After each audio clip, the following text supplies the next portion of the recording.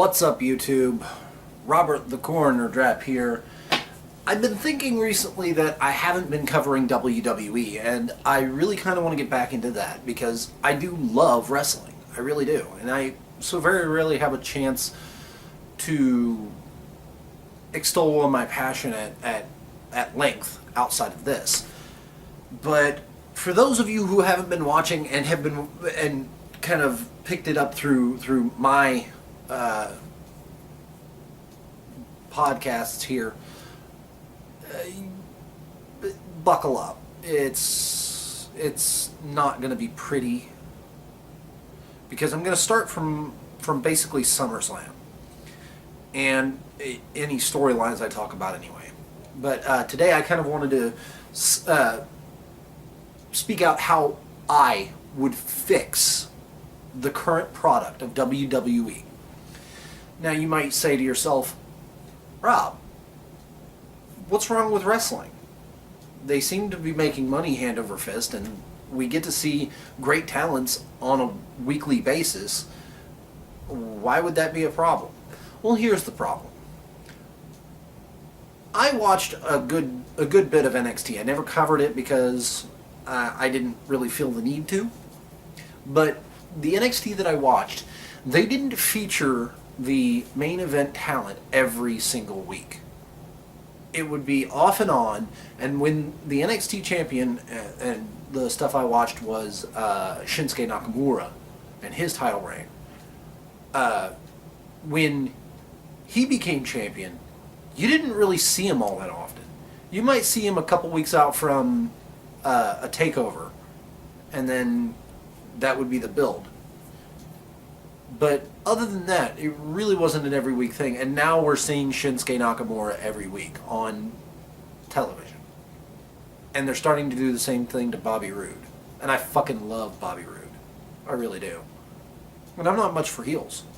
But by oversaturating us and overexposing us to talents that are so amazing, I think it's time to hit the reset button. And do it with all of the shows except NXT. And maybe even that. But I'll get into that. But by having the shows that they have, and let's run down the list. Monday night, you have Raw. That's 3 hours. Tuesday, SmackDown Live and 205 Live.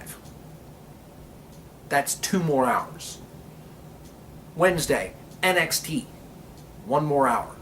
So on any normal week, you have 6 hours of wrestling television to watch. Both on and off the network.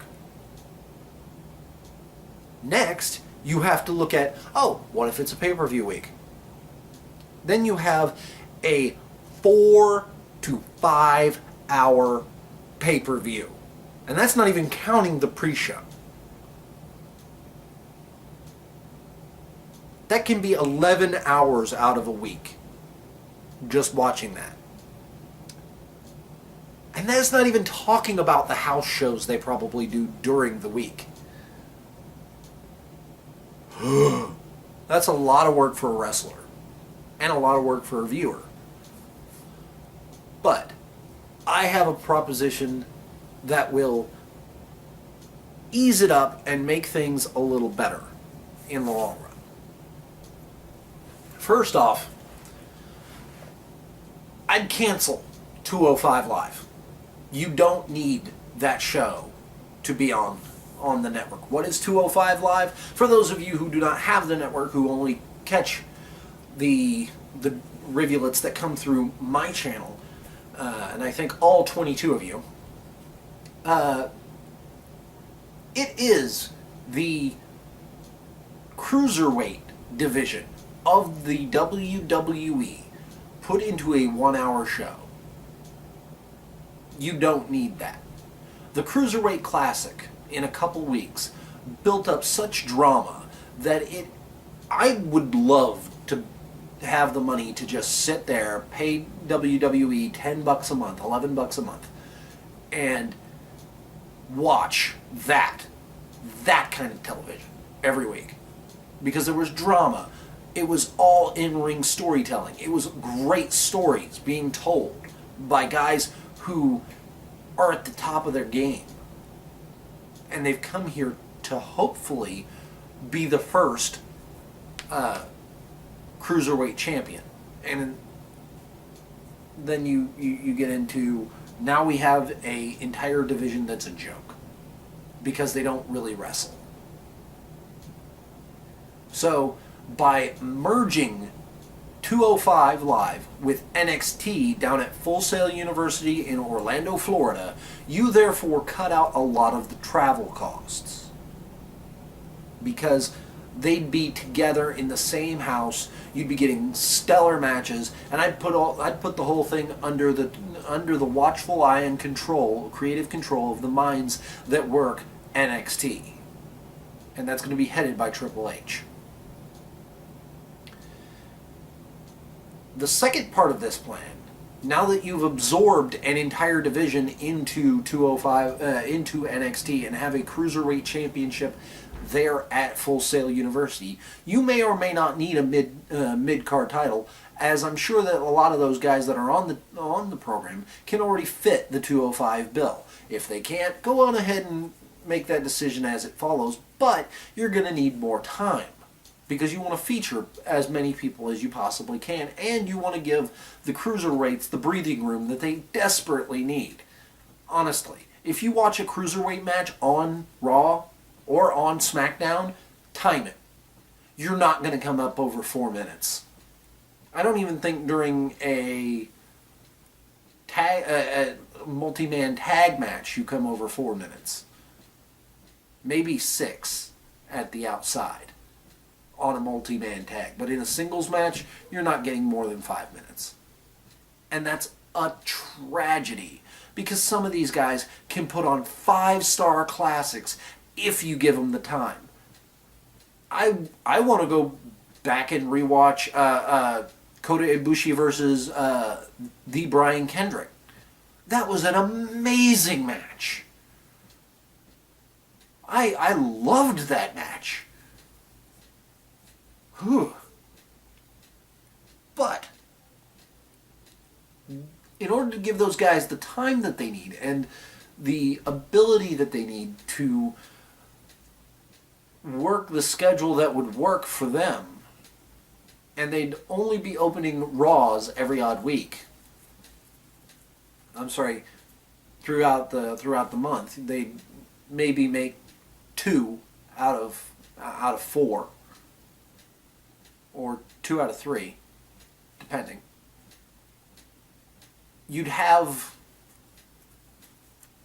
the NXT talent and the 205 Live in the same house, film for 2 hours a day for a week. 7 days. That is more than a month. That's a month and a day, 2 months and a day. So you'd have 7 tapings done.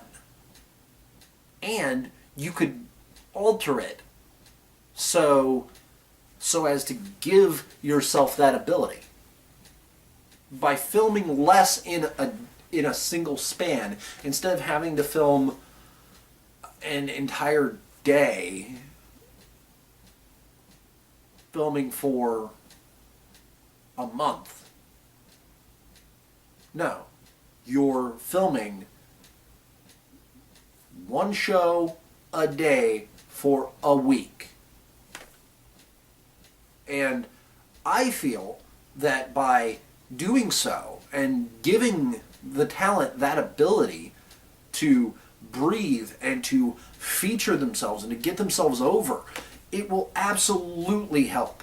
And the weeks that they're not in Full Sail University, the cruiserweights travel with Raw only. And we'll get into that in a minute. Point number 2. Feature everybody. Not just Brock Lesnar, Braun Strowman, Roman Reigns, John Cena, The Miz. Get the talent that's in the under and mid cards on television by having feuds that have stemmed from somewhere every other week. In fact, they have buried Curt Hawkins. Curt Hawkins is now a joke. He's a jobber. He comes out there like he's Mr. Fantastic and always gets his ass kicked. Every single time. No exceptions. Having a comedy act ain't bad, but this guy's got to win if he's going to be taken seriously at all. And I'd like to take him seriously.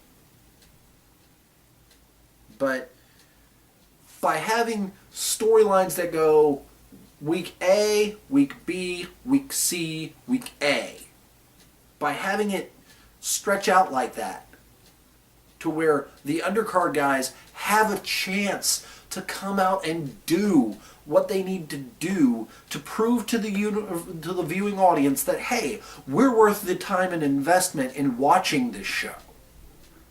That will help so much. And it's not just the men that need to be featured as such. I'm talking about the women and the tag teams. Everybody gets like this. Everybody gets a feud. Everybody gets a little bit of time on every show. And the reason that the cruiserweights come in is they're going to open the show. Your first match of the night is a cruiserweight match. And even that, you can start blending the storylines from the NXT tapings into those shows, leading up to the takeover that they're going to be at. Because NXT only does takeovers during major pay-per-views. WrestleMania, SummerSlam, Survivor Series, which there's going to be an NXT takeover in Houston. I don't know if I'm going to be able to go, but I want to go. I want to get up there and I want to watch this. I want to see it in person. It'll be awesome. But by having everybody work these alternate schedules, what it also does is it gives talent time to rest. When you don't have the number one contender, maybe you have a main event storyline that's going on. You can have that jump in on the alternate weeks, and those guys don't have to be at every show. And yeah, it's pretty much the same travel cost, and you're sending them to the same cities, but by doing this in that fashion, you give them time to rest. By having this time to rest, they're not working so many shows, and they're not dying. Hell, what you could do is have, while one city gets this, the next city that's supposed to be in line for that storyline, they can be there a few days early. Like, let's say they get there on a Friday. By getting there on a Friday, they can do a house show on a Saturday. Or maybe just, maybe they get there on a Friday, they do a house show, they wait a few days, they do the main Raw. And this is where you can kind of gauge fans' reactions by going to various parts in the state a few days early that aren't so far from the big city. It could work. It could really work.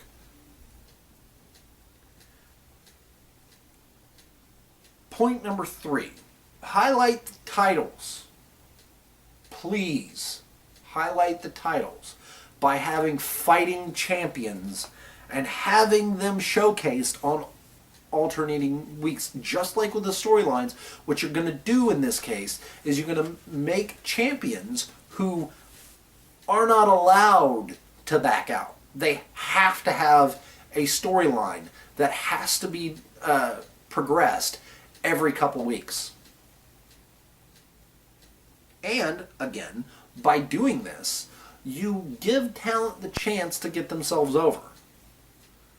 You could have, like, this last week on Raw, Monday Night Raw started out with a 15-man over-the-top battle royal with The Big Show, Kurt Hawkins, The Miz Taraj featuring Curtis Axel and Bo Dallas. Let's see. Miz Taraj, Big Show, Kurt Hawkins, Elias, a.k.a. Elias Sampson. They made him drop his last name, which is stupid. I liked Elias Sampson. It had power. But I don't hate so much. Let's see. The Hardy Boys. Who else was in there? Finn Balor, Jason Jordan. That's 9. Who else was in there? Goldust, R-Truth. There's 4 more.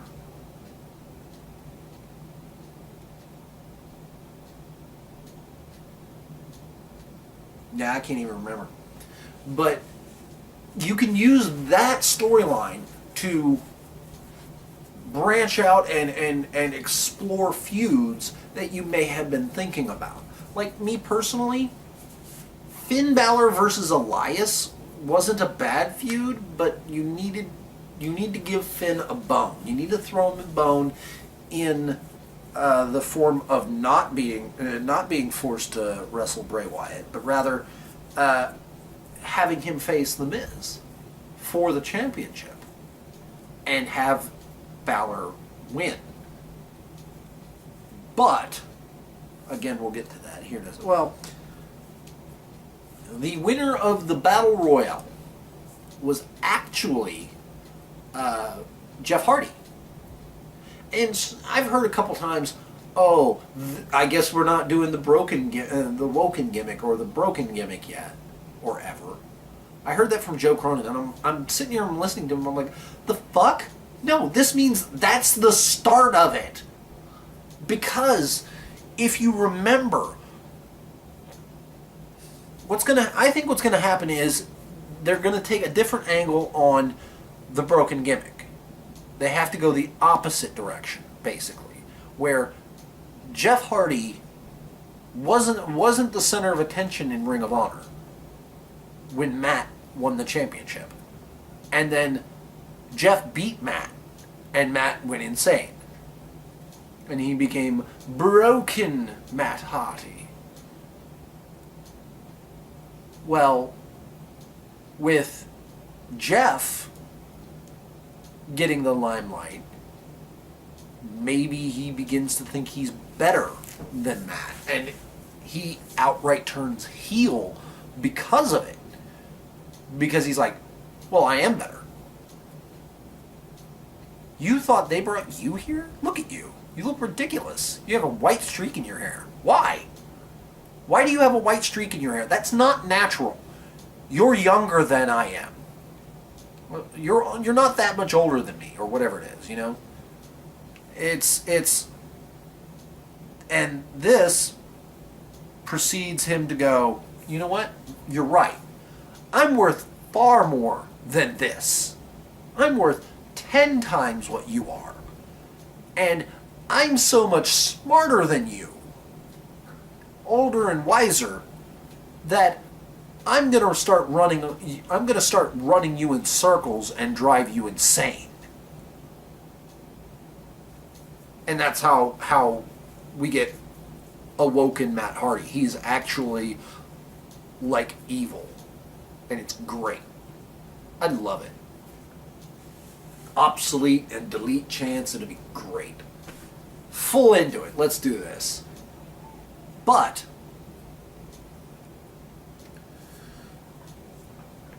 Jeff thinks himself so great, and again, him being #1 contender, he beats The Miz, and they're supposed to be having that happen, or rather, they're supposed to be having the match for the championship next week.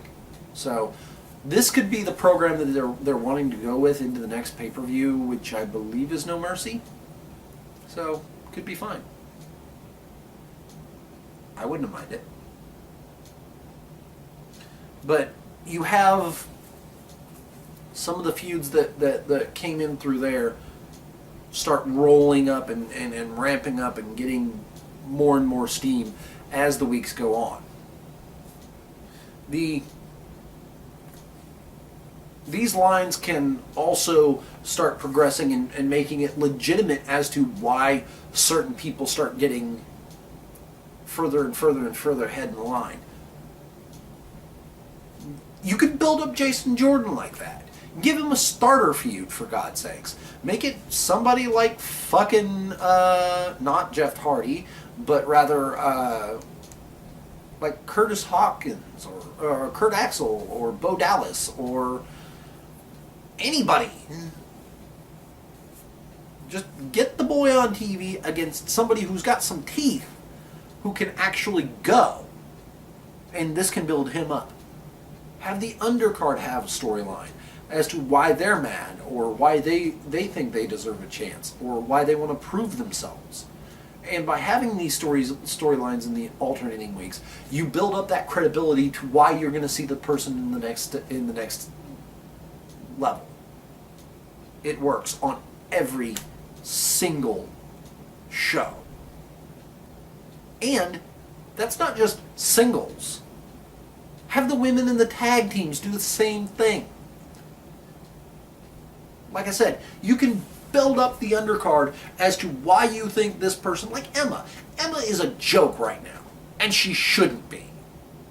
The things I've seen online, like her in NXT, have been really good as a heel. And now they have her on Raw in backstage segments talking about hashtagging and how she started the women's revolution.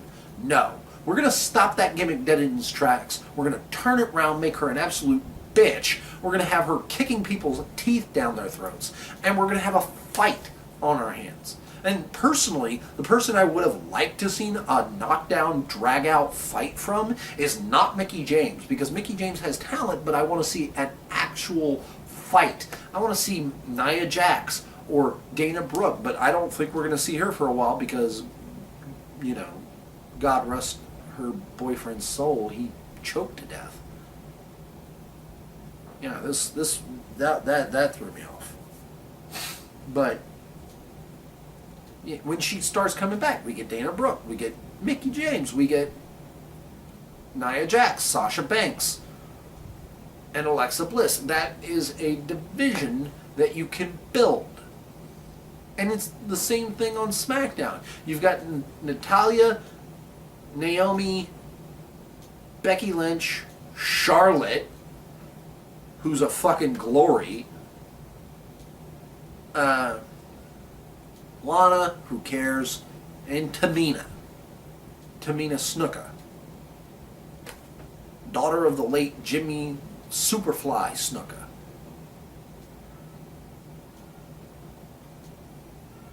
Oh, and Carmella, who is now the Money in the Bank, is still the Money in the Bank briefcase holder.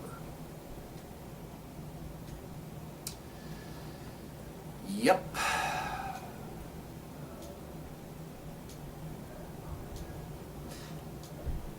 Lana is a joke, and I think they've realized they can't, like, in the couple chances they gave her to go out and show them something, she showed them that she can't. So she has immediately backpedaled into the role that she played for Rusev, but rather plays it for Tamina. I.e., eye candy and manager. Less the former, more the latter in this case. But even that, you can build feuds in these divisions with that. That's 6 to 7 women. You can do that on odd weeks. Then we have the tag teams. Personally, if it had been up to me, with the way that the Superstar shakeup happened, I wouldn't have two separate divisions of every show. I would have SmackDown having the women, Raw having the tag teams, and then you have a real division. Because right now on Raw, we can't count the Revival because they're out. We have the Hardys if they're still a team. The Shield has been reformed with Dean Ambrose and Seth Rollins to give them something to do. Sheamus and Cesaro are still a thing. You've got also... who else? You don't have Big Cass and Enzo anymore. They broke up. So you have 4 tag team. Oh, and the club. I'm not surprised I forgot them. They're buried so bad. Oh my God, last week's they just came out and proved they don't give a fuck about their storylines last week during a segment that is absolutely one of the most brilliant things that has happened this year. If you have not seen this, you need to see it. It is the promo between Roman Reigns and John Cena. And they start shooting on one another. They're not. I do not believe that it was scripted. I think they say it's scripted just to cover their ass. If you find an unaltered version of this, which is going to be rather hard, but if you find an unaltered version of this, you will actually hear Roman Reigns stammer over himself when he's trying to talk about the shovel John Cena has. He calls it the shuffle and the shuttle. And John Cena legitimately says the following words. It's called a promo, big guy. You need to learn to do one if you're going to be the top dog here. Go. And he also said to start this, goodbye, fourth wall, see you later. Why not, right? Let's do this. But after that, the club comes out for a tag team match. John Cena and Roman Reigns versus the club. And I couldn't have cared less. I at that point, when I was watching this show, I looked at it, I reached over, grabbed my remote, turned the television off, set it down, and I went to bed. Because I would rather get sleep than deal with that stupidity. Because that's not worth my time. But the next thing we need to do, we need to have certain titles and storylines booked out for at least major pay-per-view to major pay-per-view. Like SummerSlam to Survivor Series. Yes, there could be 1 or 2 B-level pay-per-views in between, or brand exclusive pay-per-views. Fine. But have that booked before you start that road from one to the next. In fact, I have a few ideas. Lesnar versus Braun Strowman is happening at No Mercy. Brock Lesnar needs to lose so he can go away for a while. So that way he can go away for a while to go train for fighting John Jones. I don't know if John Jones is coming back, so that's going to be fun because John Jones got caught with drugs in his system. And yeah, so that'll be interesting. But Braun Strowman needs to hold it until he fights maybe John Cena or Roman Reigns at Royal Rumble, and that would be wonderful. Jinder Mahal needs to absolutely be embarrassed by Shinsuke Nakamura. I'm talking a full demonstration of why Shinsuke Nakamura is the king of strong style and he beats the absolute fuck out of Jinder Mahal because Jinder Mahal can't wrestle. He needs to go away very quickly. In fact, Nakamura needs to hold it until WrestleMania 34, where the winner of the Royal Rumble will face him at WrestleMania in the main event.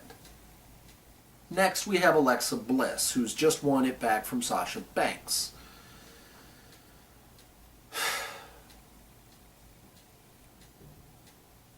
Nia Jax beating Sasha Banks would be fun. I'd like to see it. or rather, Nia Jax beating Alexa Bliss for the championship and then starting a program that lasts until Survivor Series and maybe beyond with Sasha Banks, that'd be amazing. That'd be great. In fact, kayfabe angle, Alexa Bliss is injured after that, so she can't take advantage of her rematch clause. Fine, I'm good with it. Next we have Natalya. Natalya needs to face somebody who actually has credibility. And the only other person outside of Charlotte Flair who is the person that has credibility, in my mind, is Becky Lynch. Becky Lynch faces Natalya and wins, and then is immediately cashed in on by Carmella, who wins. And we have a three-way chase for the rest of the year. Maybe Charlotte gets her match with Natalya at WrestleMania. That'd be fine. I don't know. I think it would really be worth just letting it flow and letting it go. The Miz faces Jeff Hardy next week on Monday Night Raw. He needs to lose. It's time for a babyface to have a championship, a mid-card title, and have an open championship challenge. This will give the mid-card and the lower card a chance to prove themselves and get themselves over while establishing the fighting champion in the babyface. Which is what AJ Styles has done on SmackDown, and he's currently the United States champion. I think that in the very near future, it needs to be AJ Styles losing in a open challenge to Baron Corbin. It needs to be a slobber knocker, 20 minutes at least. There needs to be somebody bleeding. And the person that gets, and that when Baron Corbin hits the end of days, it's a finality. He finally got something that he was after. He finally gets legitimacy. He finally gets a challenge. But Daniel Bryan comes out, says, "Oh, you're the U.S. champion now? That U.S. Open challenge doesn't stop. You have to come out here every week and defend it. Or you have to come out here when you're not in a feud with somebody to defend it." And the feud that he'd be in with for at least one pay-per-view would be AJ Styles, who would then go on through the year to climb himself back up the card and win the Royal Rumble to face Shinsuke Nakamura, who hasn't lost a match all year after losing at fucking SummerSlam. He faced Shinsuke Nakamura. Dean Ambrose and Seth Rollins are the current tag team champions on Raw. I don't think Sheamus and Cesaro can really give them anything. They need a meaty challenge, and I don't know that there's a tag team outside the Revival that I'd want to see face them. So that's kind of a problem that they need to solve. The Usos have the New Day, and that's it. The New Day, the Ascension, and Breezango are about the only three tag teams on SmackDown outside of the Usos. So, New Day, I guess. Neville is still the Cruiserweight champion after having lost it once to Akira Tozawa.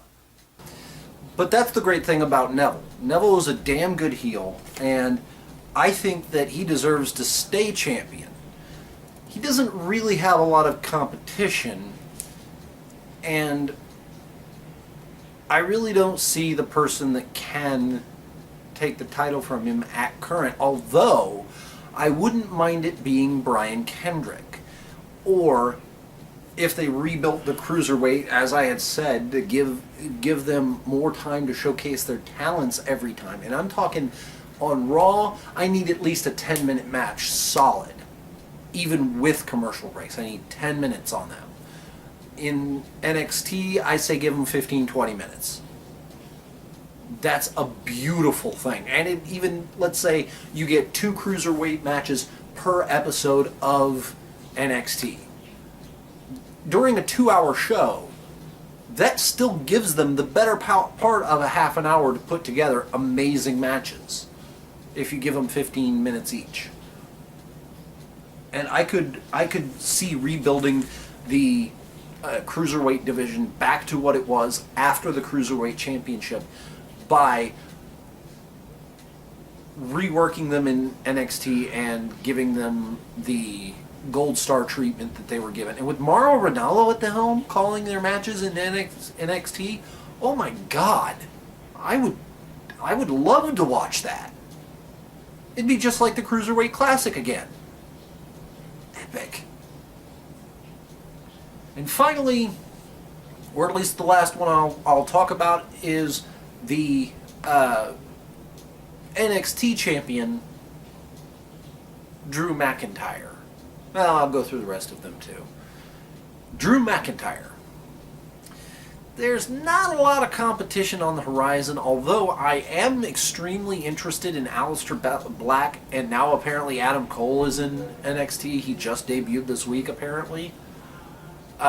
You also have Bobby Fish, and you have Roderick Strong. You have a lot of really good talent in NXT that can vie for the championship if you give them the right motivation and the right push. So I would be very, very interested to see what they do. The NXT Tag Team Champions are Insanity.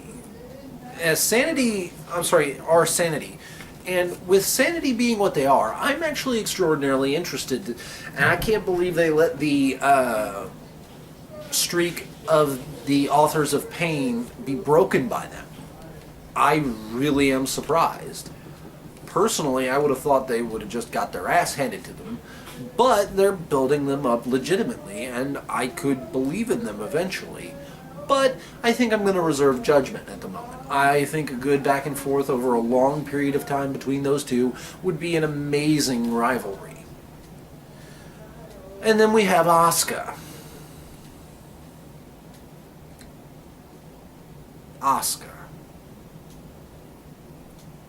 See, the problem with the women's division on NXT at current was there was nobody who was going to beat Asuka. Although Nikki Cross, in that last woman's standing match, proved she deserved a mention in the title picture, if not #1 contendership. Ember Moon could have come back after a time, beating Peyton Royce, beating Billie Kay, beating the other girl they got, who's not Nikki Cross, and then having that be the culmination and having those two fight it out for the #1 contendership alongside of the Mae Young Classic, which I've heard good things. I've heard it was really good. So what I will say that Nikki Cross versus the winner of the Mae Young Classic for the NXT Championship, that Women's Championship that Asuka just vacated, and let that be the thing, let that be a takeover match, which would be amazing. So all kinds of things are happening here at the house. So I'm Robert the Coroner Drapp. Thank you for watching. Please comment down below, give me your thoughts. Throw a like on there for me so that way I know whether or not to keep doing these things, giving you my ideas of what's going on, and maybe in the next video on Monday night I'll be covering Monday Night Raw. So, see ya.